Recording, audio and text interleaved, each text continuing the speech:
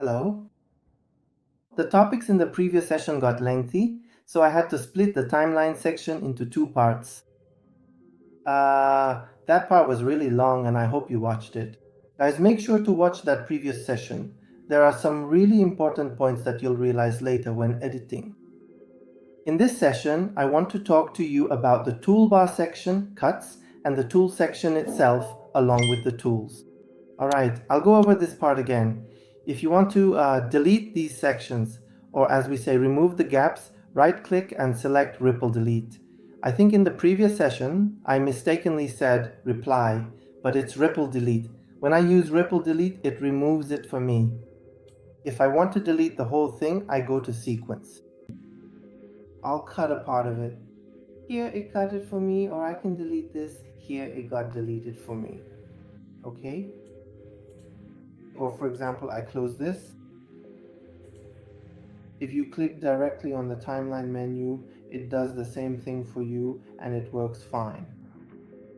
This is nesting, which is really useful and we work with it.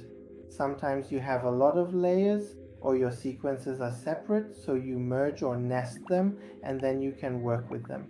Now, in Photoshop, we would call this convert to smart object, but in Premiere, we call it nesting. All right? Let's move on to the Move tool.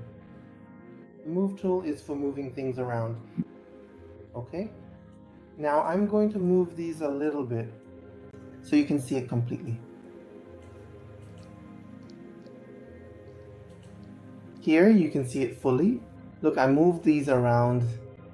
With the Move tool, you can move them. Is that clear? Very well, as I have previously mentioned to you, the selection you see here clearly indicates exactly what is happening. Guys, if you look, you can see this row, and whenever the playhead is on any plan, it also gets selected.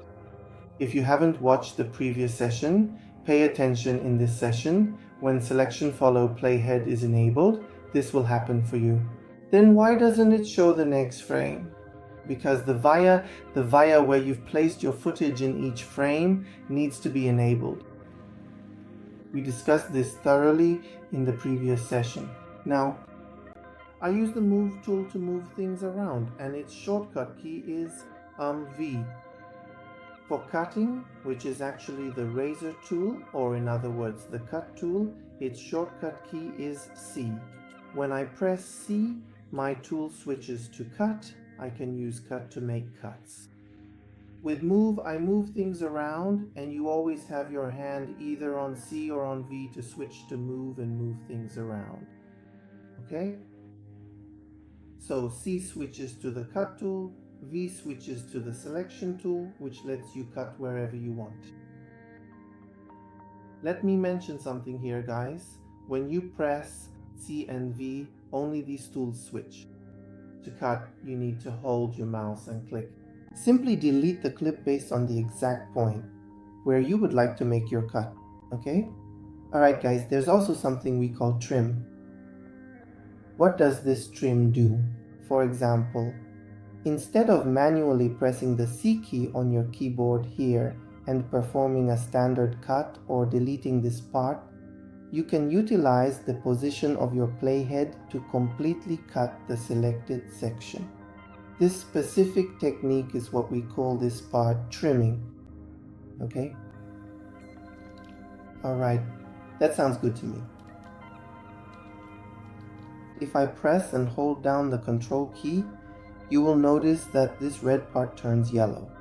What happens then? When I activate this yellow trim mode, it moves together with the next footage at the same time. This part, let me say when we're trimming, when you pull this part, a gap appears here. To prevent this from happening, if you hold Control, this section turns yellow, so when you cut, the playhead continues from there. Now, what does this first option, track selection forward A, do? For example, I want to drag from this part, move it and go forward. Okay? Now I want to bring the rest over. The second option, track selection backward, lets me move the rest with it. Let me tell you something here, guys. For the rest, you can't do it on this part. Why? Because this backward section is past your timeline marker. I press A and come here. I'm moving this. Backwards is for your next clips, not your previous ones. You can move your previous one by itself. So the one I wanted to move forward, I can move it backward instead. Okay? But if I actually want to move the rest of all these clips over here, I have to hold down Shift A on my keyboard, carefully select this specific one, and then manually move it to the new position. Okay? So the first option is for when you select something and move it. The second option is for the footages before it, which you can select and move forward. Now, if I want to return this to the original state, I press J and it goes back to the first state. Alright, this one is really important. Repair edit tools. That's the most important part of the job. Now, I select both of them, first V1, then I select one of them and come here to the ripple edit option.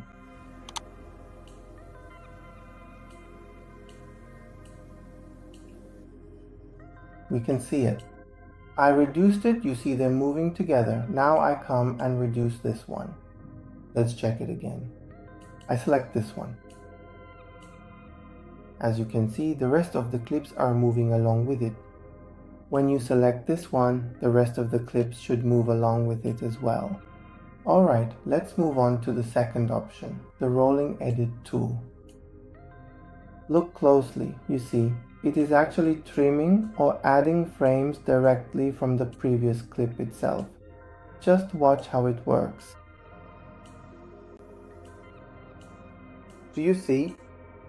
The very first option available here is a specific clip setting that actually shortens my raw footage and cuts it down significantly. On the other hand, the second option doesn't do that at all. It keeps everything intact. For this particular clip, let me go ahead and choose the longer one instead. You see how that works? It makes a huge difference in the final look. It essentially drags the item along. We don't really deal with this specific one right now, as it's categorized among the super imports. This particular one has shortened it for me. So, when I am currently on the first option, which features the shortcut key, it automatically increases or decreases this value for me. It doesn't touch the previous clip, it just adds to it. For example, I want this part to be longer. You see? It drags the rest along. But this other option for me. Now I've reduced this amount a bit. Let me just completely delete it and reduce it. Now look, it deleted it from the lower video, meaning it deleted the next shot. Okay? Alright guys, let's move on to option 3. I'm bringing this one over here. Look, I want this video to speed up. Did you see? This video is getting faster. Up until now, these parts would either shorten or cut it for me, or from the previous one. But this one, no, this one actually speeds up or slows down the video itself for me. Alright, the shortcut keys for this are B, N, and also I. Okay guys, we talked to you about cutting with the blade, okay, as we said, when it's on C it will be completely cut. Alright guys, there's a really good tip I haven't told you yet, and now that we're in the section about cuts, I'll share it with you. I want these parts to be cut, and with this cut, it happens, right? If I press Shift plus Ctrl plus K, I don't even need to use the mouse anymore. No matter where the playhead is, if I press Shift plus Ctrl plus K, it will cut. Now there's a point here. If all of these are perfectly aligned in the same rows and stacked above each other, when I press Shift plus Ctrl plus K, it will cut all those rows for me, or actually all those tracks. As we said, the shortcut key is Shift plus Ctrl plus K. We don't even need the mouse anymore. Okay? This is another part. Now let me mention another point since we've come this far. Let me bring another video. For example, not this one. This shot is small for me. I mean, its duration is short. Okay, if your playhead is here and you don't want the beginning, press Q and it will delete the start for you. Again, I press Q and it deletes the beginning. If I press W, it deletes the end. This shortcut key is really easy. Instead of coming here and pressing Shift plus Ctrl plus K, I can just press Q. And wherever my playhead is, I can press W. This is also very useful and you can work with it and try it out. This last option is also related to remix tools, or actually audio, which we'll cover together later. Let's get to work. Okay, I organize my plans a bit so you can fully understand this. I don't want this part of my timeline to change. I want one of these shots to move from the beginning. If I press the U shortcut key, do you see this for me? It's moving it without making any other changes to my plan. Now, for example, let me just go ahead and make a quick cut right here and then delete this section. Okay, now I select this part. Look, I press Ctrl Z on my keyboard to undo that. Look at this right here. This is actually my entire plan for the project, right? Now I come to this one. My plan starts from here. Did you see? This timing doesn't change your plan. It only shifts the parts that you have cut a little bit. Guys, this tool is useful when you have a footage and you've cut either the middle, the beginning, or the end of it. When your footage hasn't been cut, well, nothing happens to it. It's true that it shows two plans above, but what does it actually change? If I go ahead and press both the Q and W keys right here in this section to perform a cut, and then I follow that up by using its specific shortcut key, which is the U key on your keyboard, it was Y. If I press Y, do you see? Now it's shifting things for me. So pay attention, make a cut. Your plan must definitely have a cut in it. The next option is actually not useful at all. This doesn't cut the plan, it moves the lower plans, shifts them, moves the adjacent plan, and reduces from the previous plan. I'll explain the pen tool and the rectangle section in your own sessions. Hand is for when you want to enlarge or shrink this. Sorry, for this part, if I want to make a change, for example here, I move it around. I move this part around, which you can do. This one is also for zooming.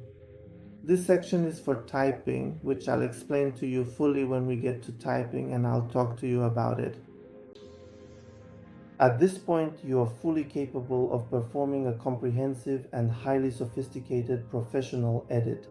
You can edit your videos, trimming them down to perfection, and consistently exporting a high-quality final output from them. I hope you enjoyed today's tutorial. If you enjoyed this, please like and share this video with all of your friends. Leave a thoughtful comment below. And I really want to thank you all so much for your incredible support. Until the next session, goodbye.